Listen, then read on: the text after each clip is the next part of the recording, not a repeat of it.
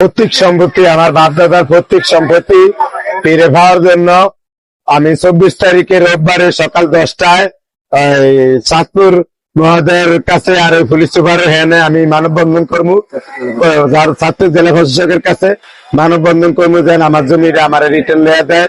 আমার গাছ দিয়ে মরে গেছে 90-তে, আমরা কারণ বাজার তরকারি টগিয়া মগিয়া খাইছি, এই পর্যন্ত এমনি খাই আইছি। বাড়ির দিয়ে 6 বছর আসিলাম, স্বাস্থ্য যেতে বাইরে জ্বালায় আর থাকতে পারি না, এদিকে আমি হেনা হয়ে পড়ছি। আল্লাহ বাঁচালে ফসুকা গত রোববারে আমি চাঁদপুর মহোদয়ের কাছে আর পুলিশ সুপারের কাছে যাব, আমার বাপদাদার পৈতৃক সম্পত্তি যেন আমার রিটার্ন দেয়। আমার গ্রামে যে কাগজে খায় সবাই আমার এই কাগজে রিটার্ন দিব। যদি আমার কাগজ পছন্দ না হয়, লাগলে সরকারি খাতার থেকে কাগজ দেখে আমার লয়ে দিব, এটাই আমার আশ্বাস।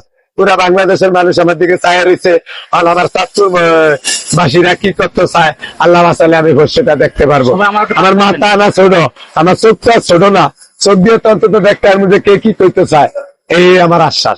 সবাই আমার একটু পাশে থাকে, সবাই আমার একটু পাশে থাকবেন। বাংলাদেশে দেখি আমার পাশে আছে, আমার চাঁদপুর বাসীরাও আমার লগে থাকবো, এটা আমার আশ্বাস, এটাই হচ্ছে আমার কথা।